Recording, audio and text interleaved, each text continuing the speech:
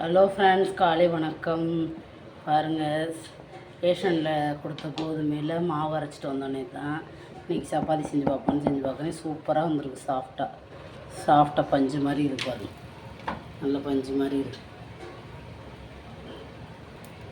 சப்பாத்தி நம்ம தோசைக்கல்லில் போட்டு திருப்பி விட்டுக்கணும். 2 பக்கம் திருப்பி விட்டு இப்படி பண்ணால் தான் கொஞ்சம் சாஃப்டாக வரும். அது மேலே நெய் தேய்ச்சிக்கணும். நெய் நான் வீட்டிலே காய்ச்சின நெய் சூப்பராக இருக்கும். பாருங்கள், வீட்டில் பசும்பால் வாங்குறேன்ல, அதோட நெய் சூப்பராக. அந்த நெய்யில் அதில் நெய் செஞ்சோம்னா